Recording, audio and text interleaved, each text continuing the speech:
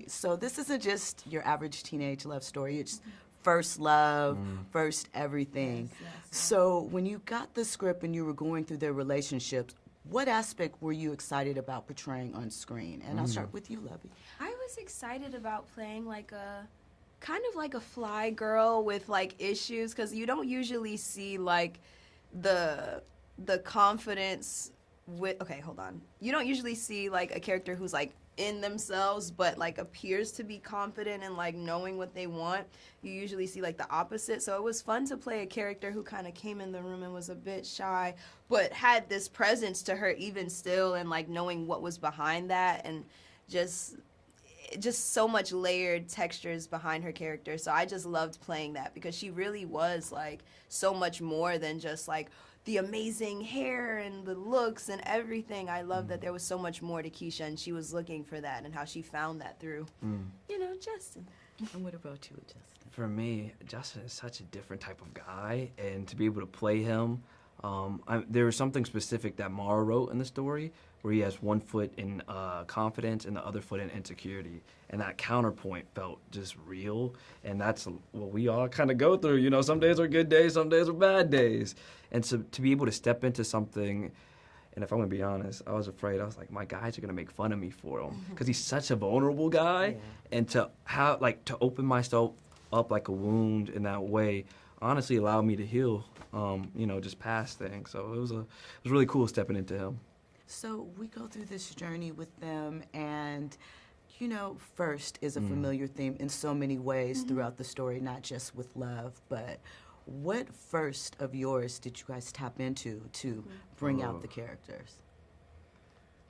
I would say I tapped into me transferring to a predominantly white school a lot. I do remember a lot of those feelings for me, going to school in Harlem and having to transfer upstate and being like, okay, this is a shift in just like societal everything, like how people are communicating, dressing, all of these things. So I definitely felt that with Keisha.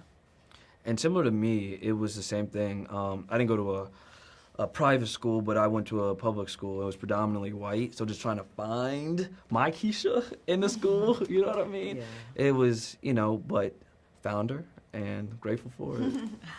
So I love that. So we love stories from Mara because they take place here in Los Angeles, and they touch so much of teen angst, love, black love experience.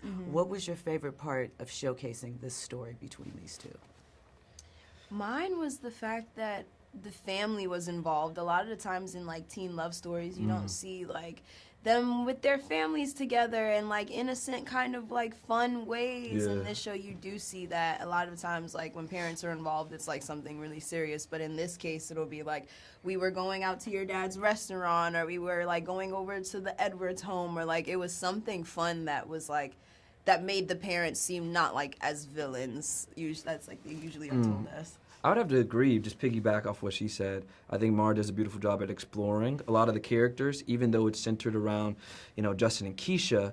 We do get to meet her mom. We get to meet my mother and my father in the Martha's Vineyard episode. And so I think that exploration and seeing, where these kids came from and how they grew up, it really shapes who they are as people. And then obviously the first love shapes them and this whole journey. Yeah. So in wrapping up, in this DM culture, social media culture, if you could go back in time to 2018 when this film takes place, what advice would you give Keisha and Justin or yourself at that time period?